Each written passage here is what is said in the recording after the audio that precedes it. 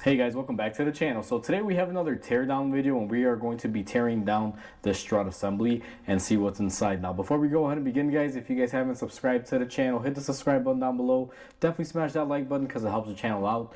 And with that said, let's go ahead and tear this down and see what's inside. Now a quick disclaimer, I've already gone ahead and I tore this down and opened it up guys. All the pieces are outside of it simply just because these are usually under pressure. This one was a oil filled item. Shocks and struts could be either gas filled or oil filled. I went ahead and I relieved the pressure on this the way that I know how to do it, and I went ahead and cut it open and removed all the pieces. And the main reason is just because of curiosities. People might go out and try to do this, and I really don't want that. I don't want any sort of, I guess you can say, responsibility. So I'm not going to show you guys how I did it.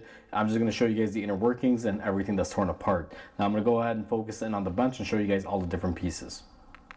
So at the bench, this is what we're left with after we cut it open. Now just to start off with, this is the body. Typically this will be connected just like this and you'll have a full strut or shock assembly. Now this particular one is a strut. You might hear me say shock strut. Typically it's the same strut, houses the spring and everything, whereas a shock is just a monotube and just helps absorb it. Now I went ahead and I cut this open. In order to relieve pressure, you guys can see I did have to drill some holes and stuff safely to relieve the pressure. Then I went ahead and I drained out all of the fluid on here. Then I went ahead and I cut the flange open. Now this is just the body. There's not a whole lot here. You guys can see just a tube going straight down the middle in a cylindrical fashion, and there's just a bushing on here that you would normally attach it onto the car. So this is fairly basic, nothing real big here to look at, just a casing. The stuff that is most important is going to be located inside. Now this is what typically is inside, and there will be fluid. It's almost like a mineral oil that would be in here, and I went ahead and I drained it out guys, but as you guys can see, this is pretty nifty looking. Now there's going to be several comprised pieces of this, and there's going to be some valves and things that I can't really tear into, but I figured I'd at least show you what's on the inside. Now starting off, we're going to go ahead and remove this top portion and just slide it out of the way. Now what this is, if you guys will notice, it's basically a valve. You guys can see all these little cutouts and everything. What this does is as the strut assembly is going up and down, it'll basically have a certain amount that it can flow out to relieve the shock of it, I guess you can say. It'll kind of dampen it. There's many layers to this. I said I wouldn't open it up, but let me see if there is anything in here that we can open up, because usually these are pretty sealed up. This one is just a rubber grommet in the center here. I don't know how well I'm going to be able to look in here, if anything at all, but yeah, it doesn't seem like there's a whole lot on here. Actually, this feels like it's bushing kind of in the center. So there's no need for me to open it up. So I believe it's like a bushing. It's all rubber. And then we have our oil flow ports. It looks like there's another bushing down here. And simply this is a control valve as it's going up and down. When you hit a hole or something on the road that's uneven, oil will come in through the center and come out through the other side, relieving the pressure. And that's how you're getting your dampening on that effect. Now to get the rest of this tube off, what we're going to do is go ahead and just hit it on our bench. And down here we also have another valve.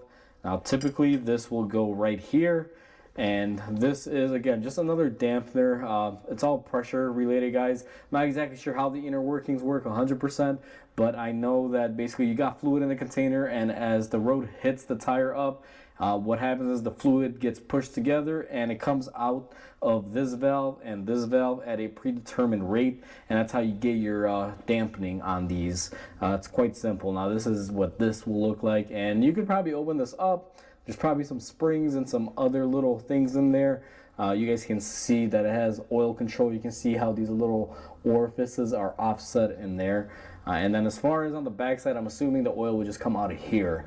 Now this is more of the dampening effect when it goes down, pushing on the fluid. I'm sure the fluid will open up this valve and let it through, kind of like a thermostat in a way, but instead of heat, it's mainly pressure. That would be how I believe that would work.